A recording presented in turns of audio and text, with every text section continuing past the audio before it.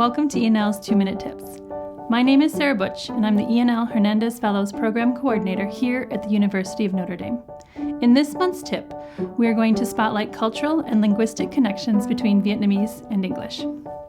Let's begin with some demographic framing.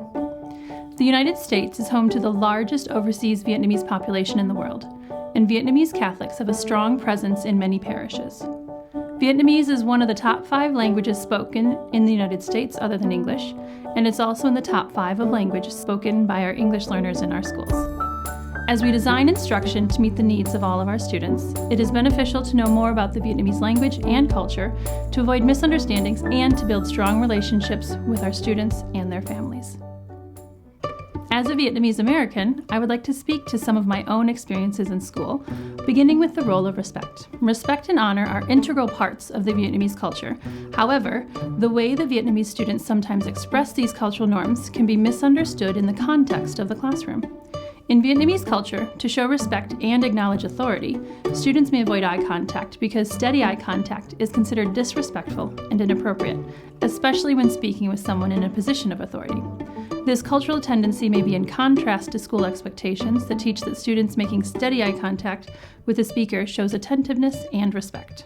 Another social norm that has potential to be misinterpreted is the way in which students address teachers. In the United States, we often ask students to call us by our names, such as Miss Butch, and failure to do so can be perceived as disrespectful. In contrast, Vietnamese students may often refer to their teacher simply as teacher. This title is a sign of respect for the person and their authority.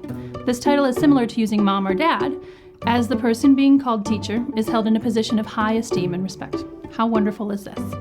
As educators, we need to invest in understanding the social norms that our students bring to our classrooms, as well as the gift of their home language. The Vietnamese language varies greatly from English, and over the course of history, the Vietnamese language has transformed due to the numerous groups that have occupied the country. Originally, the Vietnamese language utilized characters, but with the influence of the Portuguese and French missionaries, the characters were transitioned into a Roman alphabet with accents.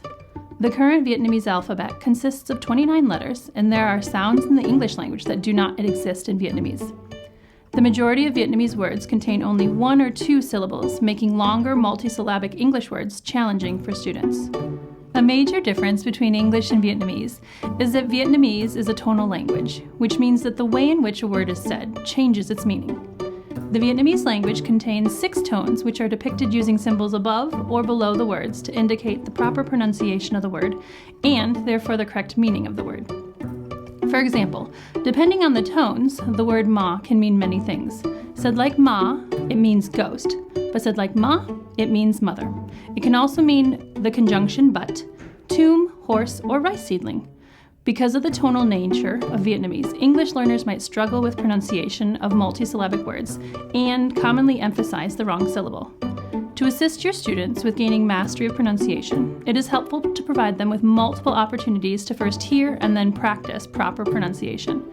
Providing a plethora of opportunities to listen to accurate pronunciation of English words through videos, podcasts, music, and read-alouds will help your students become familiar with the flow and pronunciation of the English language. Chunking longer words into individual syllables, practicing those parts until they're confident, and then building them back up to the full word is another useful way to support your students' language development. I encourage you to spend time noticing the language patterns and social norms of your Vietnamese-speaking students, so that you may honor the rich heritage that they bring to your Catholic school communities. Keep up the wonderful work. Cảm ơn, xin Chúa chúc lành.